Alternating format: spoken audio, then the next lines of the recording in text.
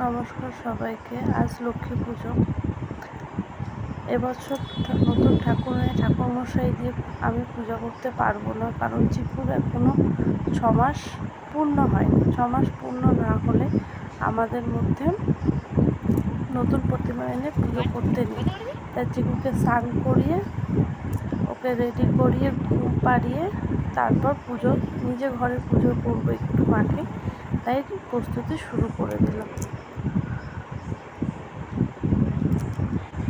চিকুর 6 মাস হবে, তারপর ওর মুখে প্রসাদ দেওয়ার আগে গঙ্গা স্নান করে মুখে প্রসাদ দিয়ে তারপরেই আমি ঘরে যে কোনো পূজা আচার অনুষ্ঠান সবই করতে পারবো। এই যে আলপনা আমাদের অনিন্দিতা দিয়েছে, আমার মেয়ে।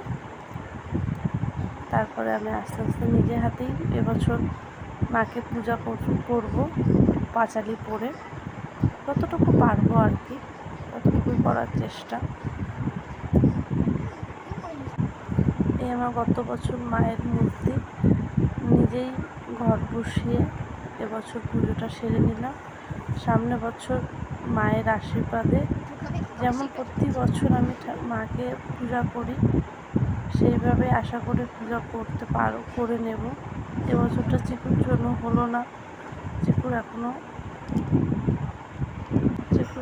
6টা মাস হয়নি। আমি আর ছোটো বাচ্চা নেই, আমিও পেরে উঠবো না সব কিছু করতে। ওই জন্য দোকান থেকেই ফল যা যা লাগে লক্ষ্মী পুজো করতে, সেগুলো দোকান থেকেই এবছর কিনে এনে লক্ষ্মী পুজোটা সেরে নিলাম।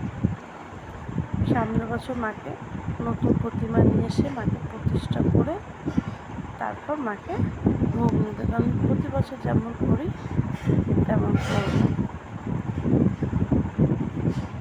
আজ চিকুসোনা একটু ডিস্টার্ব করেনি পুজো করার সময়। যতক্ষণ পুজো করছিলাম ততক্ষণে ও ঘুমিয়েছে। পূজা শেষ, তারপরে ও ঘুম থেকে উঠেছে।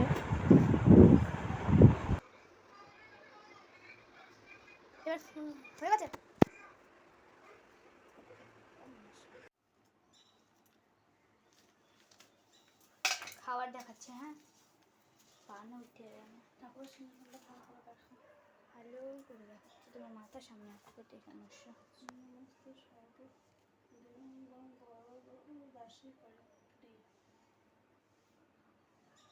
বন্ধ করে দিস।